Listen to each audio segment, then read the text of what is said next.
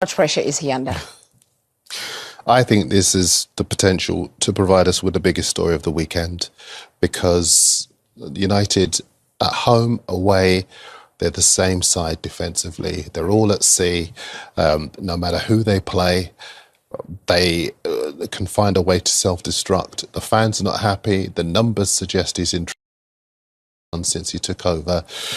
It's the worst record of any Manchester United manager since the Second World War. He's yet to get back-to-back victories with one of the biggest clubs in the world, let alone in England. They've given him over £200 million to spend. He's brought in half-decent players, but they look like the same Man United. And some people might watch this and say, well, there were good minutes, good moments against Brentford, against Fulham. But you're Manchester United. You're not a team of moments. You're a team of consistency and victories and intimidating the opposition. And all of that fear factor has gone from them. Yeah. When you look at this Manchester United side, what are some of your biggest concerns? I thought the show was only an hour. No, you know what? I think we all just want Ruben to do great, and he's such a likeable fella. And he has to sit front and centre and do all these interviews, and it's hard. It's the hardest time, I think, ever for the football club. And he's trying to implement change, but he doesn't also want to change, this formation that he's had huge success with at Sporting and in Portugal. But this league's different. This league's harder and it's more competitive, and you don't have as much of the ball. I think when you have 67% of the ball, you can get your wing-backs in different positions. Yeah. I think in this league, if you don't have comfortable possession, you get hit on the counter. You saw two of the 3 goals against Manchester City. There's big space. You think about the third goal. Erling Haaland just walks in. So they have. I mean, the striker situation still got to be sorted out. The goalkeeping situation still needs to be sorted out. 2 of the most important positions. No team I've ever seen win or play on didn't have those 2, the best of the best. You look at any team across any league, any country, and Man United still haven't sorted the goalkeeper out, and Šeško's still new. So, and the midfield balance. Kobbie Mainoo's got to play, by the way. He's not going to change the formation, but I think he's got to change the personnel within that. So, at what point, Owen, though, does he say this formation has worked for me? So that's the hill he's gonna. He won't. He's gone on record as saying, I'm going to stick with this formation. It's this kind of, I don't know if it's ego-driven, and I want to keep this kind of respectful towards him, because when he arrived, he was charismatic. I really wanted him to win. He'd done superbly well at Sporting. But as you've been saying, Owen, the Portuguese league, with respect to it, is an inferior league to the toughest league on the planet. And you simply cannot continue with a system that isn't giving you consistency, that is leaving players out of position and visibly uncomfortable, and that is leaving your goalkeeper time and again exposed. So then my question still stands. At which point does he say he has to make a change? Can he make a change? Is he just going to see this through?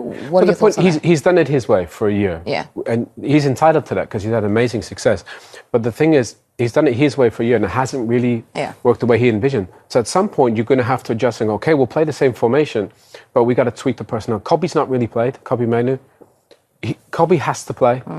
And then you got to find a solution around, because nobody else is better than Kobbie in there. Then Bruno Fernandes to go play as a number 10. The curious thing I find is they bought 2 fabulous players in Cunha and Mbeumo. But the 2 best players last season were Bruno Fernandes and Ahmad. And where did they play?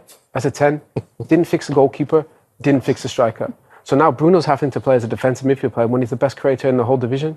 So play Bruno as a 10, put Kobbie in there, and then maybe play Ahmad as a wing-back at left. He could do that. He could a great dribbler. He could beat people. Maybe play Mbeumo at the front. So you got Bruno and Cunha as 2 10s. To me, that works. And at least you're changing something from what you've done for a year. And it shows, okay, I might not change the formation, but I'm going to tweak the personnel. Because we all just want to see something. And right now, I don't think we've seen enough to believe that it's going to get better.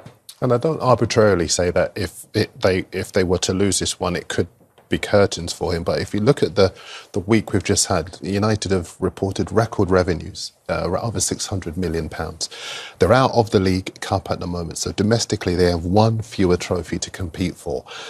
They can't be too much more detached from the leaders already and be playing the way that they're playing, and him be comfortable in his job. The fans, the clamour from the fans, and people sometimes talk about the media. Social media means that you're being judged in real time. And these are people with either financial or emotional investment in the club who want it to do well. But at the moment, they aren't doing anything. The stats all say that United go into this fixture with the advantage. But I cannot see a set of circumstances where Chelsea, who are looking for a statement victory after drawing last week and gifting Brentford a late goal, and then being really beaten out of sight by Bayern in midweek, they will be hungry and desperate to expose Well, you United. can't. I don't think you can beat Chelsea. You know, Man United are going to have two midfield players in there. They're going to have Caicedo, who's arguably one of the best in the division in that position. Then they got Enzo Fernandez, who's, you know, playing 5 years. And how's Mason Mount, Mateus Cunha, Martinez, Dalot?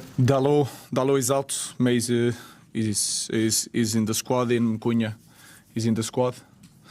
Licha still out. I think that is it. Obviously, some windows have shut around Europe since we've had a chance to speak to you. What's the situation with Tyrell Malacia now? He's returning to the contact with teammates and the ball in the under 21, and then we will see. We're led to believe that Sir Jim Ratcliffe was here yesterday. I mean, obviously, there's a lot going on at the club, but everybody kind of focuses on you. Could you just tell us what you spoke about with him? New contract. He was offering me a new contract. And no, it's normal things just to show the support, explaining that is a long project. He said many times this is my first season.